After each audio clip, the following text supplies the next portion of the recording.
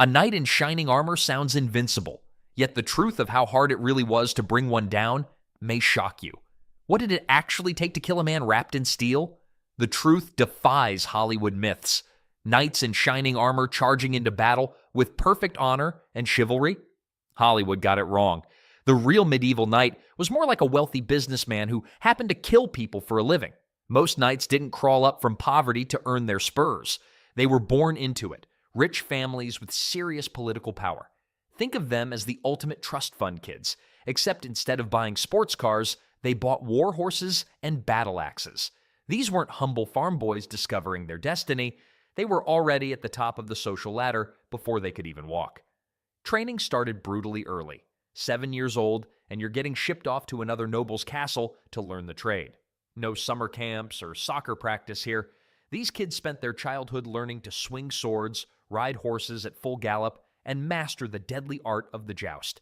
Every single day was preparation for war or the tournament field. Makes sense, right? When your entire identity revolves around being a professional warrior, you'd better start early. But here's the thing most people don't realize. Knighthood was insanely expensive.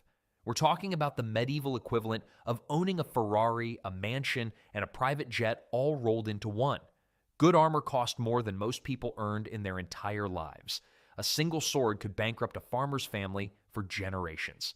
Only the wealthy could afford to become truly effective knights, which kept the whole system locked down tight. The payoff was massive, though. Land, status, and glory weren't just dreams. They were the standard package. Knights controlled vast estates, collected taxes from peasants, and held serious political influence. They lived surrounded by servants, squires, and followers who handled everything from maintaining their equipment to preparing their meals. The lone knight wandering the countryside? Pure fantasy. Then there's the darker side that gets glossed over. Real battle meant real death. Not the clean, heroic deaths from movies, but messy, brutal endings that could come from a dozen different directions. Knights might have been at the top of the medieval food chain, but they were still made of flesh and blood. And the weird part is how they balanced this lifestyle. One day, they'd be hosting elegant feasts in their great halls, discussing politics and poetry. The next day, they'd be crushing someone's skull with a war hammer. It was a strange mix of refinement and savage violence that defined their entire existence. These men lived in a world where your reputation could make or break entire family lines. Honor wasn't just some noble ideal, it was currency. Lose it, and you'd lose everything else that mattered. But all that wealth and status meant nothing if you couldn't survive when the real fighting started. And that's where things get interesting, because staying alive in medieval combat was far more complicated than just being rich and well-trained. Medieval plate armor wasn't just protective gear, it was basically a walking tank made of steel. We're talking about 55 pounds of metal wrapped around a human body, yet trained knights could sprint, fight, and even do acrobatics while wearing it. That's like running a marathon with a heavy backpack, except the backpack covers your entire body and you're swinging a sword. The secret wasn't magic, it was engineering. Armorers spent years learning how to shape steel plates that moved with the body instead of against it. Each piece connected to the next through carefully designed joints that bent and twisted. A knight in proper armor could mount a horse, swing a weapon, and fight for hours without collapsing from exhaustion. But here's where it gets interesting. Good armor made knights nearly invincible against most weapons. Swords? They'd bounce right off like you were hitting a car door. Axes meant for chopping wood would barely leave a scratch. Even arrows fired from powerful bows would slide off the curved surfaces, deflecting away instead of punching through. The breastplate alone was a masterpiece of medieval technology. Shaped like an upside-down teardrop, it didn't just block arrows, it redirected them. When an arrow hit the chest area, the curved surface would send it spinning off to the side. Medieval armorers figured out what modern engineers call deflection angles, centuries before anyone gave it that name. Then there's chainmail, which sounds outdated compared to plate armor, but was actually the secret weapon. Knights wore it underneath their steel plates, protecting all those gaps where plates couldn't reach.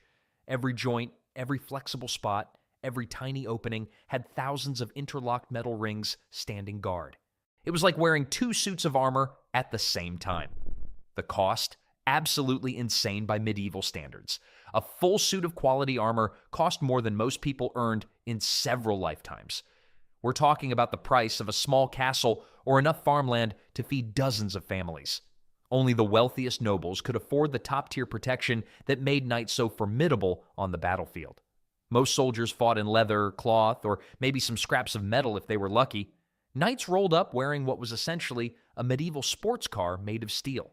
The difference between a peasant soldier and an armored knight was like bringing a stick to a gunfight. And the weird part is, even with all this protection, knights still found ways to die in battle. Armor made them incredibly tough to kill, but not impossible. Smart enemies figured out that if you can't break through the armor, you find ways around it or under it. So you've got these walking tanks strutting around medieval battlefields, right? Well, here's the thing nobody tells you. Hitting a knight with a sword was like trying to cut through a car door with a butter knife. Medieval warriors figured this out pretty fast and got creative about it. War hammers became the knight's worst nightmare. And these weren't your dad's tool shed hammers either. We're talking about weapons specifically designed to turn armor into a dented mess and the guy inside into soup. The spike on the back could punch through metal, while the hammer side delivered bone-crushing blows that didn't need to penetrate anything. Physics did the dirty work. All that force had to go somewhere, and usually that somewhere was the knight's ribs. Then there's the mace, basically a metal club with an attitude problem. Knights called them can openers, for good reason. One solid hit to the helmet could ring a knight's bell so hard he'd forget his own name. The flanged versions were even nastier, concentrating all that impact into sharp ridges that could crack armor like an eggshell. But wait, it gets more interesting. Polearms turned knight fighting into a precision game. Halberds combined an axe, spear, and hook into one terrifying package. The hook was brilliant. Yank a knight off balance, and suddenly that expensive armor becomes a liability. War hammers on long poles let foot soldiers stay safely out of sword range while still delivering devastating blows. The English longbow deserves special mention here. These weren't hunting bows. They were siege weapons in human hands.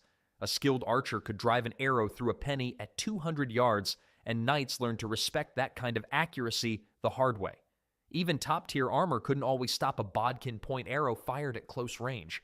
Many knights developed an instinctive flinch when they heard that distinctive whistle of incoming arrows. Crossbows were the medieval equivalent of bringing a gun to a knife fight. They required less training than longbows, but packed serious punch. The bolts were shorter, heavier, and designed specifically to penetrate metal. Some crossbow bolts could punch through an inch of oak. Imagine what they did to armor joints. The real genius move was targeting weak spots with spears and pikes. Knights had to see and breathe, which meant gaps in their protection. A well-placed spear thrust to the visor or underarm could end a fight instantly. Smart fighters aimed for the armpits, groin, or the back of the knee. Anywhere the armor had to flex meant thinner protection. Medieval weapon makers were constantly playing this deadly game of cat and mouse with armor designers. Every improvement in protection led to nastier ways of getting around it. But even with all these specialized weapons, bringing down a fully armored knight was still a serious challenge that required skill, timing, and often a lot of luck. Medieval battlefields weren't the glorious affairs you see in movies. They were muddy, chaotic nightmares where even the mightiest armored knight could die in the most humiliating ways possible. Here's what actually happened when battles got messy. Knights would charge across fields that had been turned into soup by rain, horse hooves, and blood. One wrong step, down goes the knight, and now he's a 200-pound turtle flipped on his back. Getting up in full plate armor while people are trying to kill you isn't exactly easy. Many knights who survived the initial fighting died simply because they couldn't stand back up fast enough. But the real nightmare was what medieval chroniclers called the melee. This wasn't some honorable one-on-one duel. Picture 15 guys with hammers and axes all beating on one knight at the same time. Even the best armor in the world can't handle that kind of punishment forever. Something's going to give way, whether it's the metal or the man inside it. Then there's the stuff that sounds almost ridiculous until you realize how deadly it was. Horses would panic and trample fallen knights. In the thick of battle, you couldn't always tell friend from enemy, so knights got crushed by their own side's cavalry charges. At the Battle of Agincourt, French knights actually suffocated in piles of bodies because they couldn't move or breathe under all that weight. The really brutal part came after the main fighting died down. Wounded knights lying on the battlefield were easy pickings for foot soldiers carrying daggers. These weren't random stabs either. These men knew exactly where armor was weakest. They'd slide a thin blade right into the eye slit of a helmet or find the gaps at the armpit. Quick, efficient, and absolutely ruthless. Warhammers turned out to be particularly nasty against armor. Sure, they might not punch through a breastplate, but the force would transfer right through the metal. Knights ended up with massive internal injuries even when their armor looked perfectly intact. Broken ribs, crushed organs, concussions that left them helpless. And let's not forget about arrows. English longbowmen didn't need to pierce armor to be deadly. They'd aim for the horses instead, sending knights crashing to the ground. A knight whose horse got shot out from under him was suddenly fighting on foot, surrounded by enemies, probably injured from the fall, and definitely having a very bad day. The strangest part? Many knights survived direct hits from swords, axes, and maces, only to die from infections weeks later. A tiny scratch through a gap in the armor could turn deadly in an age before antibiotics. But even with all these dangers, knights had ways to stay alive that might surprise you. Even with all that impressive armor, medieval knights had some pretty glaring weak spots that enemies loved to exploit. The helmet's eye slits were basically bullseyes for anyone with good aim. These narrow openings had to be wide enough for knights to see where they were going, but that also meant arrows could slip right through if an archer got lucky. Knights couldn't exactly fight blind, so they had to accept this risk every time they lowered their visor. The breathing holes posed another problem entirely. Knights needed air, especially during long battles when they were swinging heavy weapons and getting their hearts pumping, but those little holes in the helmet became perfect targets for thin daggers or arrow tips.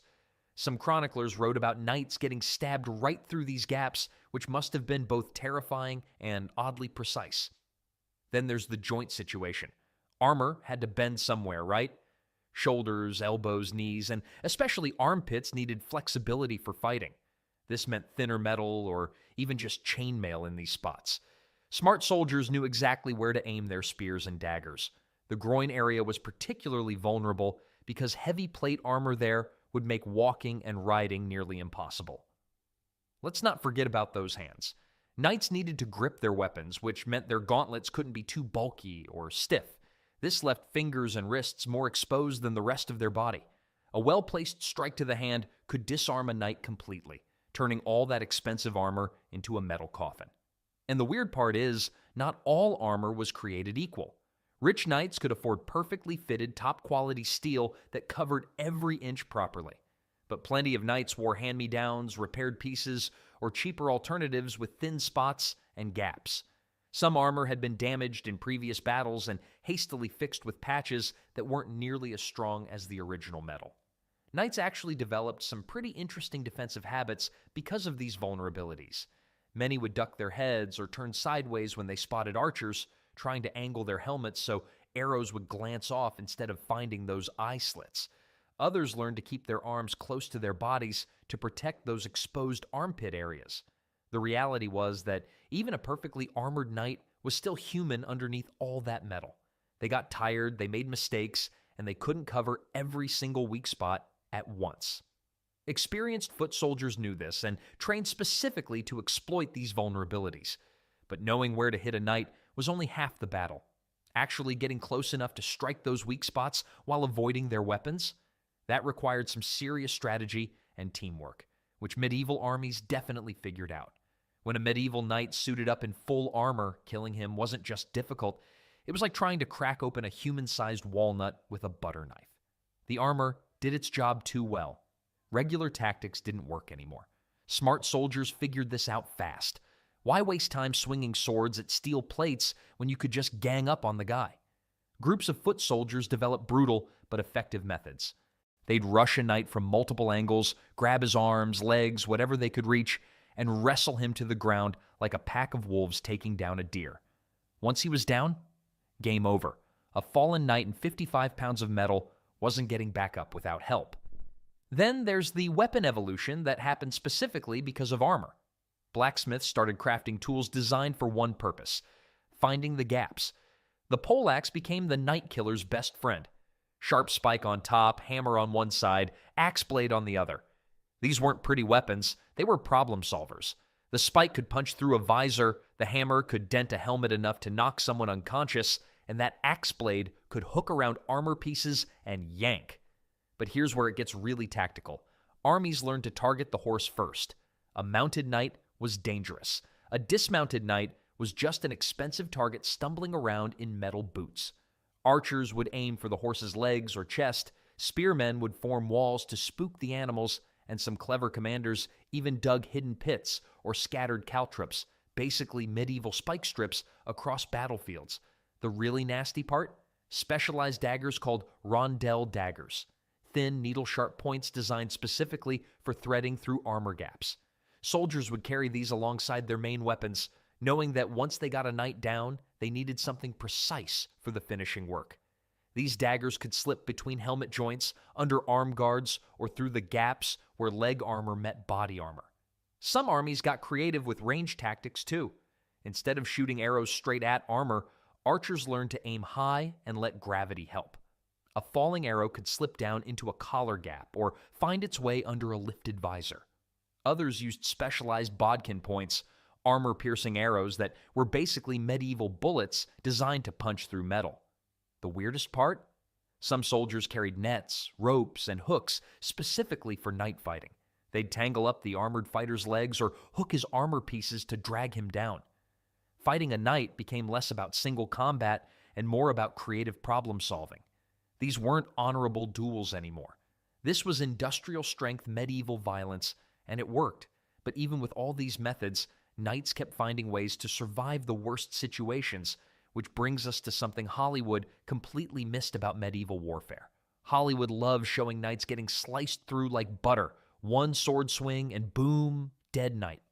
But reality, most knights walked away from direct sword hits without a scratch. Their armor was basically a steel fortress wrapped around their body. Even the strongest warrior swinging a sword couldn't cut through quality plate armor. The blade would just bounce off like hitting a brick wall. Here's where things get really interesting, though. Knights weren't just surviving, they were often making serious money from battles. Instead of killing enemy knights, smart soldiers would capture them alive.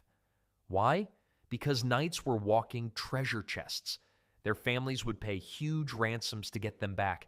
We're talking about sums that could buy entire villages. Makes sense, right? Dead knights don't pay ransoms. The chronicles from medieval times tell us something that would blow modern minds. Knights weren't clunky robots stumbling around battlefields. Old writings describe knights doing somersaults while wearing full armor. They could run, jump, and move with surprising grace. These guys trained their entire lives in this gear. To them, wearing armor was like wearing clothes. The idea of knights barely able to move comes from movies, not history. Then there's the biggest myth of all, the lone wolf knight charging into battle solo. Pure fantasy. Real knights fought as organized units with their own squires, men-at-arms, and support teams. They had tactics, formations, and battle plans. Each knight brought multiple horses, backup weapons, and a small army of helpers. Medieval warfare was a team sport, not individual showboating. But even the toughest, most skilled knight could die from the smallest mistake. That's the terrifying truth nobody talks about. One wrong step on muddy ground, and you're flat on your back with enemies swarming you. A tiny gap in your armor maintenance, and suddenly, a dagger finds its way through. The difference between life and death often came down to pure luck. Let's not forget how quickly fortunes could change. A knight might dominate the first half of a battle, cutting through enemies like a machine. Then, his horse gets spooked, throws him off, and within seconds, he's getting pounded by warhammers. Or an arrow finds that one weak spot in his visor at just the wrong moment. Medieval battles were chaos, and chaos doesn't care how much you spent on armor. The most shocking part? Many knights survived dozens of battles only to die from something completely random. A falling horse, getting trampled by their own side, suffocating in a pile of bodies, heat exhaustion inside their steel shell. The armor that protected them could also become their tomb under the wrong circumstances. Medieval warfare was a brutal lottery where even the best prepared could lose everything in a heartbeat. That's the real story of knights. Not Hollywood heroes, but skilled survivors playing deadly odds.